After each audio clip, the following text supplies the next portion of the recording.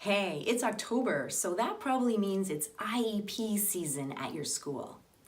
An IEP is an acronym for an individual education plan. And if your child has a designation of some sort, whether it's a diagnosis, a health issue, maybe some behavior challenges, then your child is entitled to extra funding to support their needs at school. And what happens is an IEP has to be created to make a plan basically on how the school is going to support your child. So essentially, it's a goal setting meeting and nothing more than that. And I have experienced many families find these meetings stressful or they get anxious about them and become quite emotional in them. So I made this video to help give you some insider tips to help you feel a little more at ease when you go into these meetings. The first thing I want to say is you are the expert on your child, and always remember that when you're in these meetings. You may have the classroom teacher, the learning resource teacher, sometimes the principal might come or the vice principal. You could have the EA or the education assistant. You can have lots of people in that room.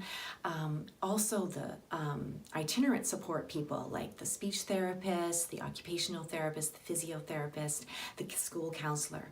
All those people could be in that room, and that can be really intimidating for a parent. And you might think that they are all the experts, but they aren't the experts on your child. So remember that piece when you're in there.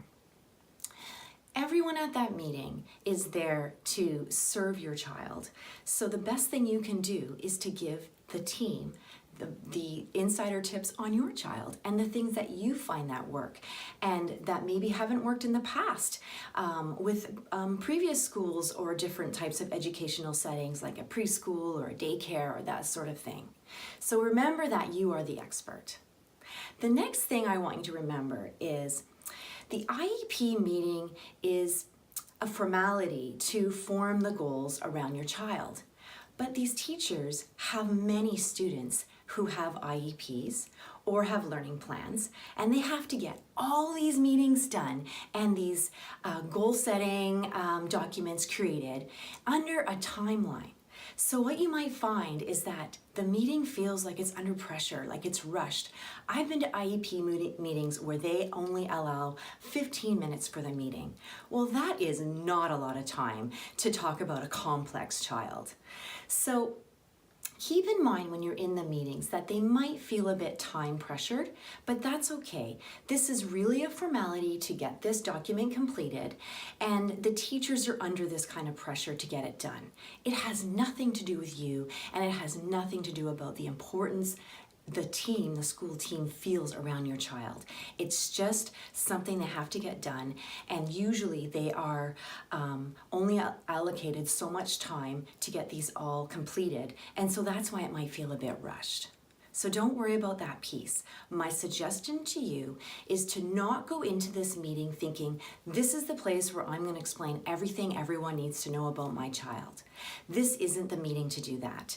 This is really the meeting to get down the hard and fast goals and objectives.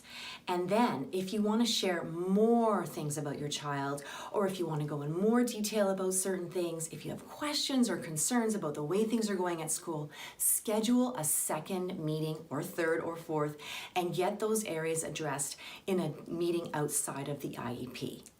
The last tip I have for you is that these meetings can feel a bit intimidating, I think, and you are completely welcome to invite whoever you want to have with you at these meetings. Sometimes that might be another support person or a family friend or something like that, someone like that who just knows you and can support you. It also might be a community team member you have working with your child. So if that's your occupational therapist or your speech language therapist or your interventionist, all those people can come and be a support for you. They also really know your child well and can help advocate for the needs that you're expressing for your child. So don't be afraid to bring your own supports.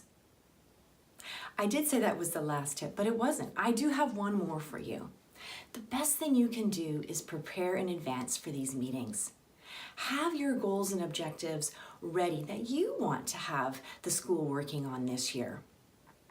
Teachers don't get a lot of training in writing goals and setting objectives for students. So as much as you can help them with that piece, they will be so appreciative of that.